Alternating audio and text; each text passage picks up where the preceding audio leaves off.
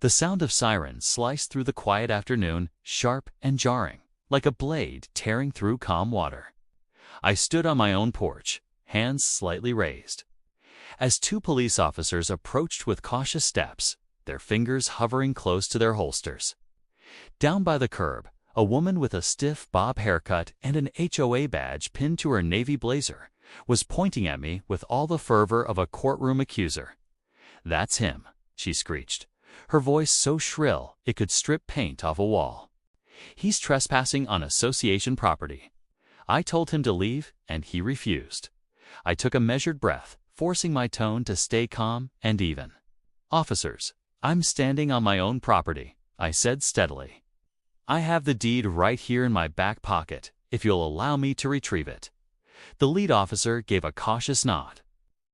Slowly, I reached for the worn document and unfolded it. I couldn't help but smile a little to myself. What this woman didn't realize was that in exactly 6 minutes, her entire precious HOA would be served a court-ordered shutdown notice. But I'm getting ahead of myself. My name's Arthur Mitchell, and after 12 long years overseas as a real estate attorney, specializing in property law, I'd finally come home to my grandfather's old lakeside cabin on Cedar Ridge Lake. The place was more than just wood and nails. It was childhood summers, fishing at dawn, the smell of campfire smoke, and my grandfather's old stories echoing in the dark. Time, however, hadn't been kind. Nature had reclaimed most of it. Vines tangled across the cedar siding, and the dock looked like it was one storm away from collapse. That morning, I'd arrived ready to take stock of the damage and start restoring what was left. The cabin sat on 5 acres of prime lakefront property that had been in my family since 1947. But what I hadn't expected was that during my time abroad, some overzealous homeowners association had sprung up around the lake like an invasive weed. The first sign of trouble came within an hour of my return. I was clearing branches from the front steps when a golf cart rolled up my gravel driveway. Behind the wheel sat a woman whose expression looked like she'd been sucking lemons since sunrise. Her HOA president badge caught the light like a sheriff's star. "Excuse me," she said sharply, her tone making it sound more like an accusation than a question.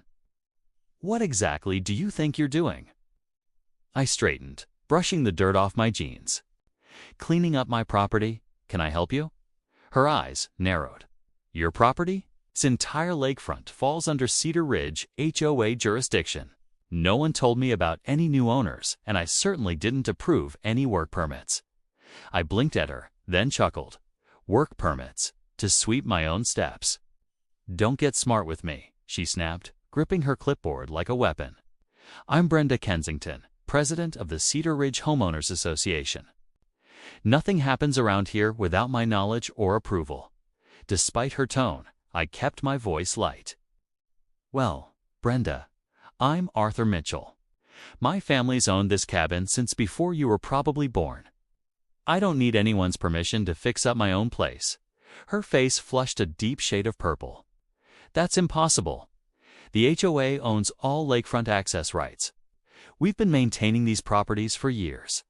I looked around at the overgrown weeds, the fallen branches, and the docks sagging into the water. "Interesting definition of maintenance you've got there." Brenda's nostrils flared. She shoved the clipboard toward me. "You violate at least 17 HOA bylaws: unauthorized presence, unapproved modifications, failure to register with the Architectural Committee." I raised a hand, stopping her mid-sentence. "Brenda, I think there's been a misunderstanding. My property predates your HOA by several decades. I have the original deed and trust documents. Whatever authority you think you have ends right at my property line." She let out a sharp, condescending laugh. "One of those sovereign citizen types, are you?" "Let me educate you, Mr. Mitchell. The Cedar Ridge HOA was established in 2013 with full authority over all lakefront properties. Your so-called deed means nothing." I pulled out my phone and showed her a clear photo of the deed I'd taken earlier that morning. "This deed is from 1947. Unless your HOA has a time machine, I think my claim supersedes yours." Her expression twisted into fury. "That's fraud. You're showing me forged documents. You're just a squatter trying to steal association property." And just like that, the situation spiraled. Brenda stomped back to her golf cart, shouting into her phone as she went. Within minutes, blinds across the street began to twitch, and curious faces peeked out from behind curtains. I sighed and went back to cleaning, fully aware that this wasn't over. 20 minutes later, she returned with backup. 3 other HOA board members followed her, all dressed in matching blazers with gleaming HOA pins. They looked less like community volunteers and more like a suburban firing squad. "Mr. Mitchell," Brenda announced dramatically, "the board has convened an emergency session. You have 5 minutes to vacate this property before we contact the authorities."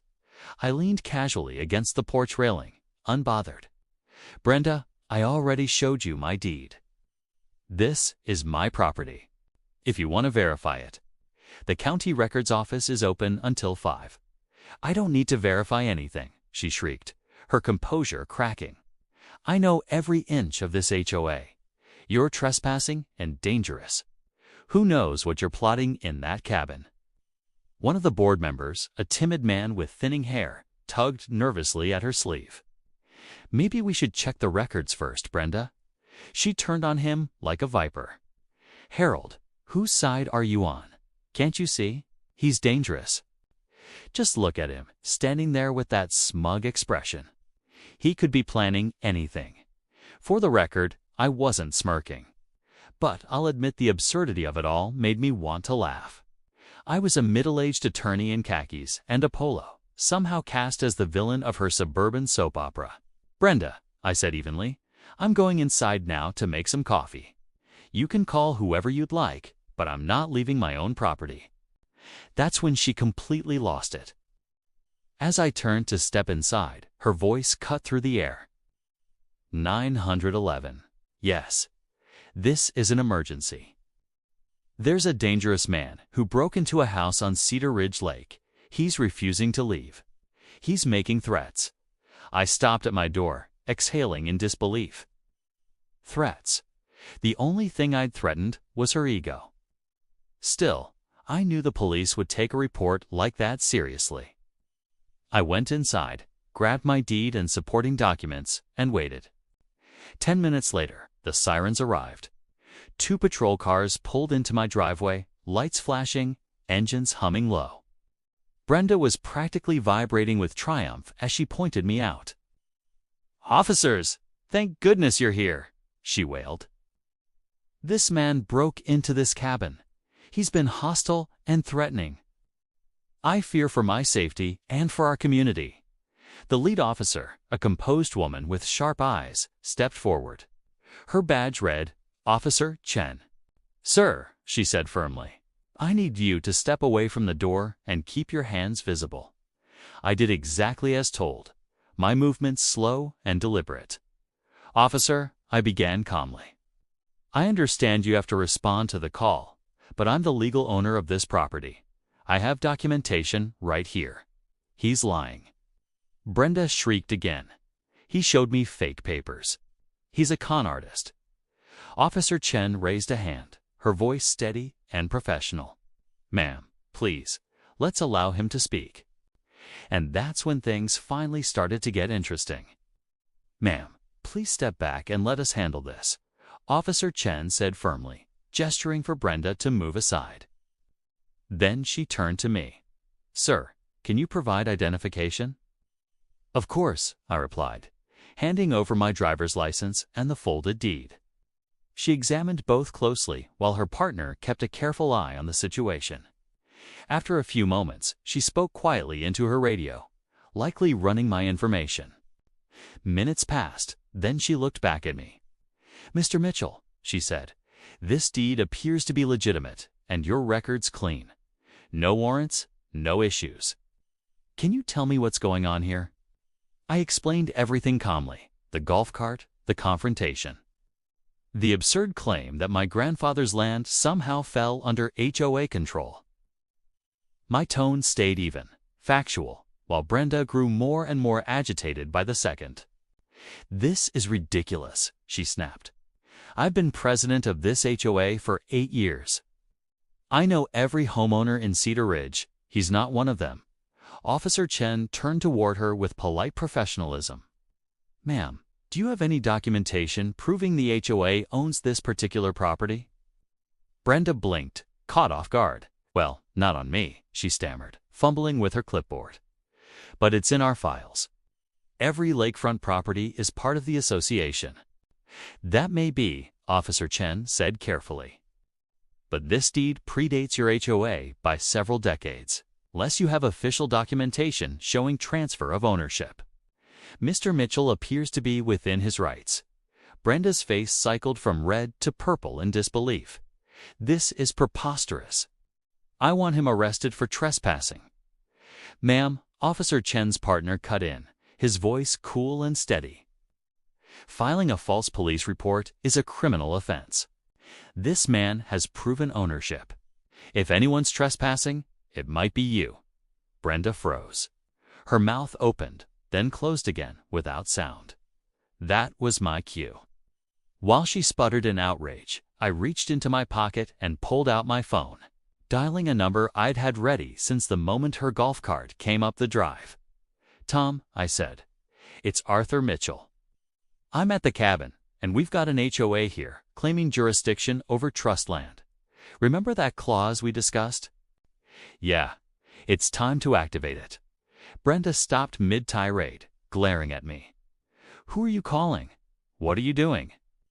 I held up a finger, keeping my voice calm. Yes, Tom. File the emergency injunction immediately. And make sure to include the fraud investigation request. I ended the call and slipped my phone back into my pocket, giving a polite nod to the officers. Brenda stared at me like she was watching a grenade with the pin pulled. The board members behind her shifted uneasily. Officers, I said pleasantly, I'm sorry your time was wasted today. I assure you, there won't be any more false reports about my property.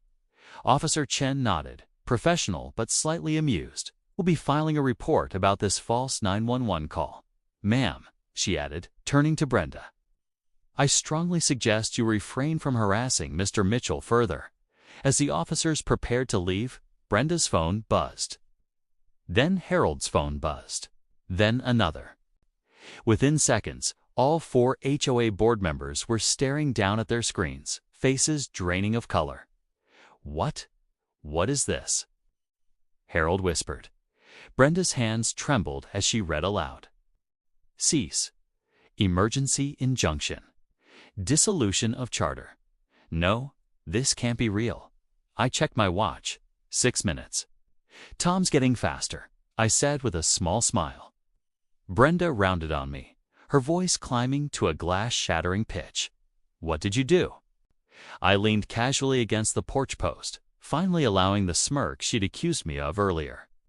What you and your HOA didn't realize, Brenda, I said evenly, is that I'm not just another property owner. I'm a real estate attorney specializing in property law and trust management. My grandfather didn't just own this cabin. He was one of the founders of the original Cedar Ridge Land Trust, established in 1947. Brenda's jaw dropped. The what? That trust, I continued, contains very specific clauses about land use, development, and, interestingly enough, association formation. Any HOA claiming jurisdiction over trust properties without proper approval is automatically null and void. The blood drained from her face. But the part I find most fascinating, I added with a grin, is the fraud clause. The fraud. Harold squeaked. Yes, I said cheerfully. See, I stopped by the county records office this morning. Imagine my surprise when I discovered that your HOA has been collecting dues and issuing fines on properties it doesn't legally control. Turns out about 60% of your so-called jurisdiction overlaps with trust land. Brenda's phone rang again. She answered, voice shaking. Hello, what? No, that's impossible. We can't be shut down. I'm the president. What do you mean the city is investigating? An audit? Criminal charges? Her voice trailed off into stunned silence. The other board members instinctively stepped away from her as if she might explode. "It seems," I said conversationally to the group, "that claiming ownership of property you don't legally control, it's collecting money under false pretenses, and filing fraudulent documents with the city." Well, that tends to get people's attention. Within the hour, the neighborhood was buzzing. Word spread faster than wildfire. Homeowners came pouring out of their houses, waving their phones. Reading the same emergency notices, the Cedar Ridge HOA was finished, completely and permanently. The scene was almost festive. One elderly man danced on his lawn as he ripped down a sign listing approved paint colors. A young couple hugged and laughed, realizing they could finally build the playground Brenda had denied them 3 times. Others tore down HOA notices like they were breaking free from prison walls. Meanwhile, Brenda stood in my driveway, shell-shocked. Her phone wouldn't stop ringing, board members resigning, the HOA's lawyer withdrawing representation, the city inspector calling to collect documents for evidence. Her voice came out as a whisper. $73,000. She stared at the screen, eyes wide. "They say I owe $73,000 in illegally collected dues." Harold, looking both nervous and liberated, spoke up. "Brenda, at the last board meeting, didn't you transfer $40,000 from the HOA account to renovate your pool?" She spun on him, fury flashing for a moment before it faded into despair. "That was for HOA gatherings." "We never had gatherings," another board member said dryly. "You told us the pool was the unofficial headquarters. But it's on your personal property." The city inspector, who had arrived by then, scribbled something in his notebook. "Embezzlement charges too," he said matter-of-factly. "Ma'am, you'll need to come with me to answer a few questions." Brenda's shoulders slumped. The polished, commanding HOA president was gone, replaced by someone small and defeated. As she was led toward the waiting car, she turned to glare at me one last time. "You destroyed everything," she shouted. I shook my head slowly. Brenda. "You destroyed it." I just showed everyone the truth. The fallout came quickly. Within days, Brenda was charged with fraud, embezzlement, and filing false reports. The total of the illegal dues alone exceeded $200,000. With legal fees and restitution, bankruptcy was inevitable. Investigators confirmed that the $40,000 pool renovation had been entirely personal, sealing her fate on the embezzlement count. She was expelled from every local organization she'd joined, and her real estate firm fired her when they learned she'd used company resources for her HOA schemes. The criminal charges carried a potential 5-year sentence. When she stood before the judge for arraignment, pale and trembling, he read the charges aloud. Fraud, embezzlement, false reporting, and abuse of authority. And right there in open court, the infamous Brenda Kensington, queen of the HOA, fainted dead away. Her perfect bob, finally, out of place. Paramedics revived her with smelling salts as the courtroom watched in silence. For the first time, Cedar Ridge Lake was finally, truly free.